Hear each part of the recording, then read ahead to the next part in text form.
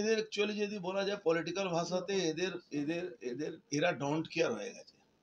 এরা দেশের প্রধান, যারা স্টেটকে এরা ভাবছে কি স্টেটের মধ্যে থেকে আমরা প্রধানমন্ত্রীকে, সংবিধানকে, রাষ্ট্রপতিকে, হোম মিনিস্টারকে আমরা চ্যালেঞ্জ করে বেঁচে যেতে পারি।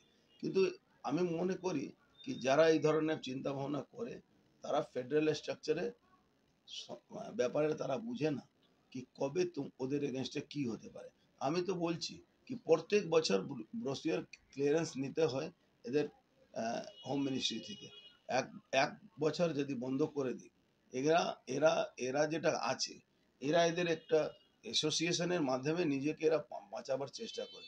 কিন্তু যেখানে প্রধানমন্ত্রী সুরক্ষার ব্যাপার আছে, যেখানে হোম মিনিস্টারের সুরক্ষার ব্যাপার আছে, এখানে যারা আইপিএস আইএস অ্যাসোসিয়েশন আছে, আমি তাদেরকেও বলবো, তাদেরকেও রিকোয়েস্ট করবো কি এই ধরনের যারা অসাধু পুলিশ অফিসার আছে, যারা দেশের সুরক্ষার সঙ্গে নিরাপত্তার সঙ্গে তারা খেলবাড় করছে, আমি মনে হচ্ছে এদেরকে প্রোটেকশন দেওয়া উচিত।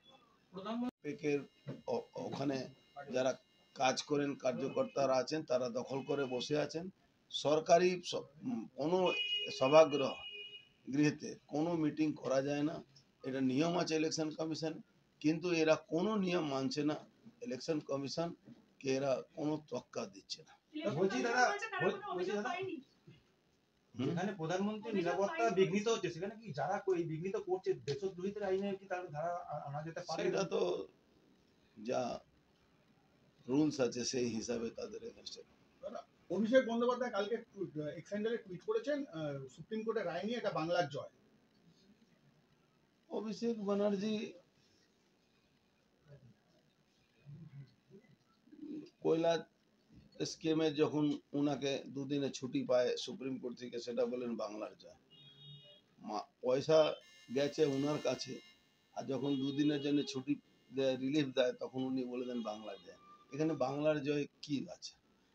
কিছু মানুষ পয়সা দিয়ে চাকরি পেয়েছেন, সেটা প্রমাণিত আছে।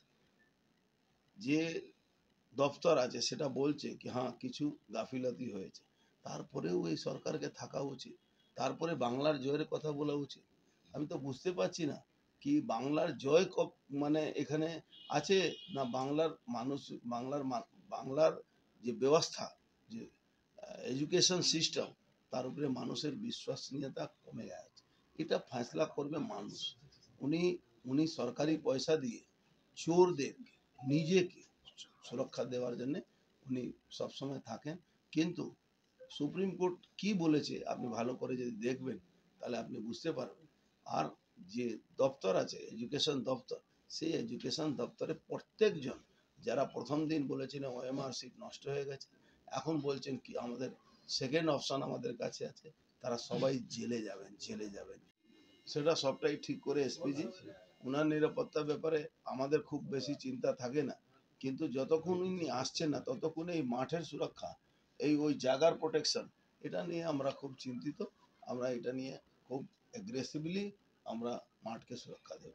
দাদা, এই ঘটনার পরিপ্রেক্ষিতে ব্যারাকপুরবাসীকে কি বলবেন, কি বার্তা দেবেন? ব্যারাকপুরবাসীকে বলবো কি আপনারা দেখুন, এরা রাষ্ট্রবিরোধী, এরা ভারতবর্ষের প্রধানমন্ত্রী কোথায় মিটিং করতে আসবেন তার জন্য এরা সবসময় নিজের স্বার্থের জন্য তারা দেশের বিরুদ্ধে কাজ করছে। কেন আমাদের প্রধানমন্ত্রী, সত্যি আপনি একটা কথা বলেছেন, প্রধানমন্ত্রী সবার আগে, প্রধানমন্ত্রী যতদিন উনি আছেন ততদিন কিন্তু এই দেশের প্রধানমন্ত্রী সবারই প্রধান।